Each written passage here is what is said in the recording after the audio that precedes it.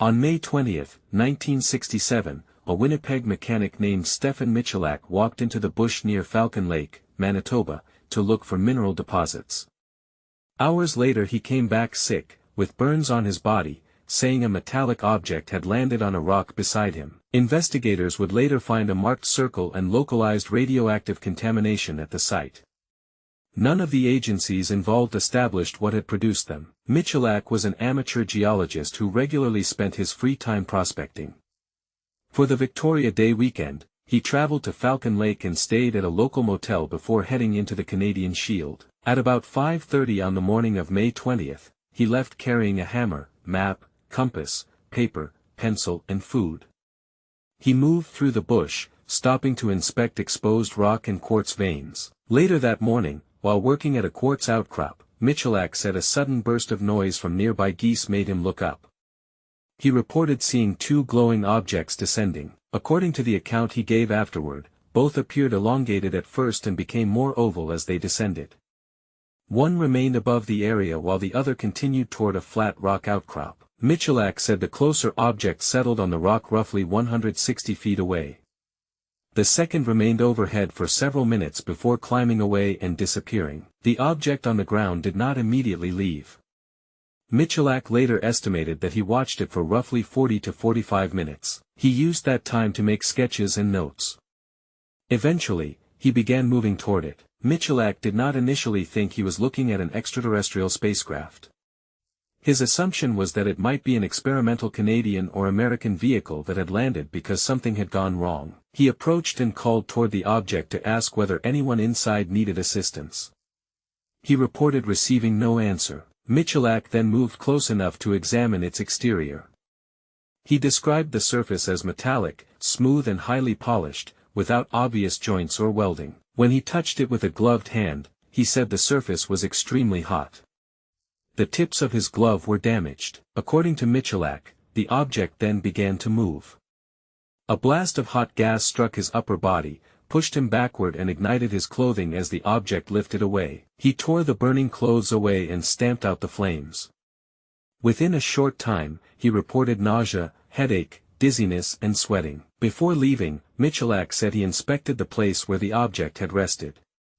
He described a circular area roughly 15 feet across where loose material appeared to have been pushed outward from the rock. His symptoms worsened, and he started back toward the highway.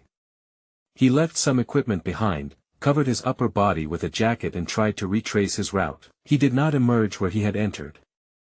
Michalak later said he came out about a mile west of his starting point after stopping repeatedly because of nausea and dizziness. On the highway, he encountered Constable G. Salotki.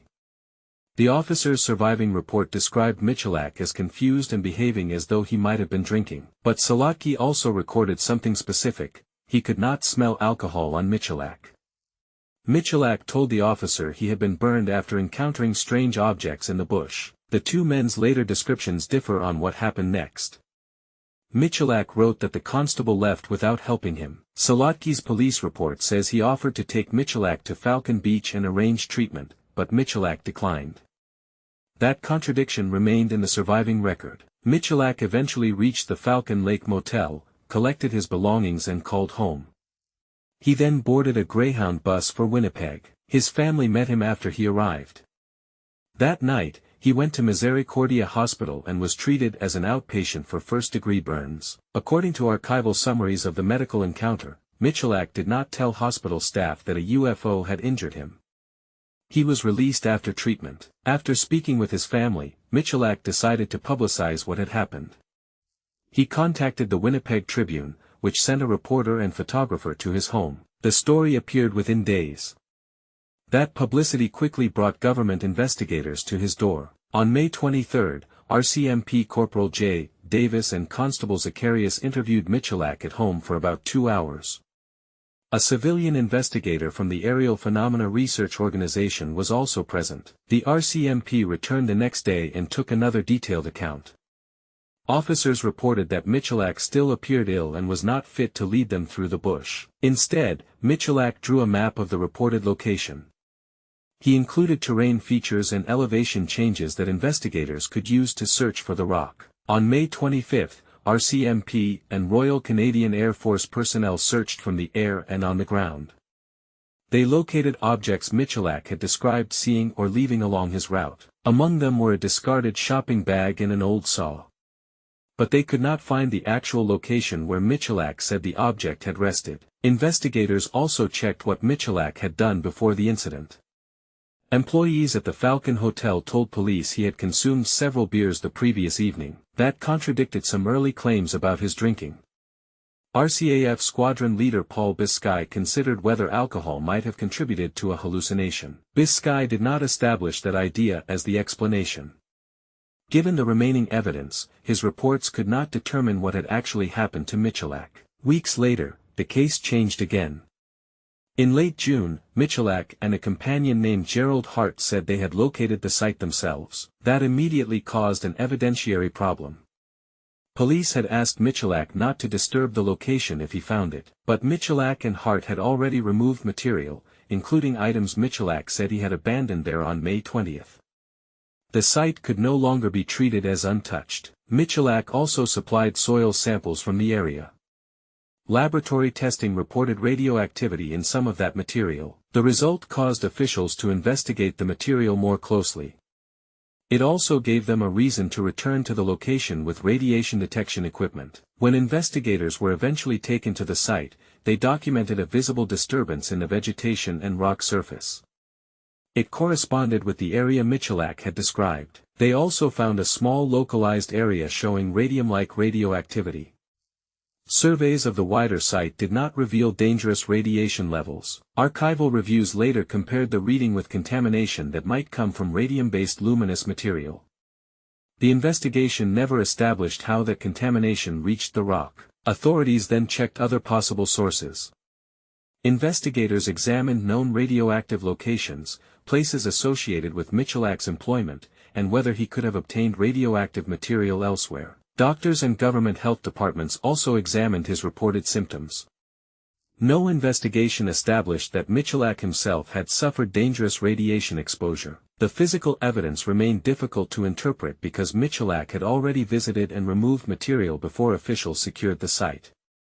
Investigators could no longer determine when every object or sample had arrived there. Then another piece of physical evidence appeared. In 1968, Michalak returned to the location with an associate and reported finding pieces of silver-colored metal inside cracks in the rock. The pieces were examined and found to be radioactive. Later analysis described relatively pure silver with radioactive mineral material attached to it by a sticky substance, but those pieces had not been recovered during a controlled official search.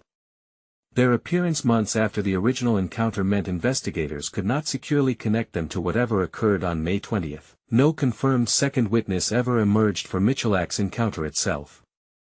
Reports of other unusual objects around Falcon Lake existed, but no solid contemporary report independently confirmed what he said happened on that rock. The official investigation nevertheless ended without reducing everything to an ordinary explanation.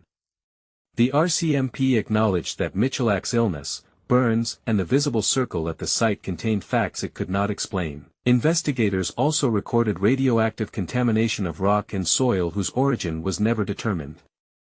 None of that established that Michalak had encountered an extraterrestrial spacecraft. It left something narrower and more concrete, a man with documented burns, a location that authorities eventually found, and a small contaminated area on that rock.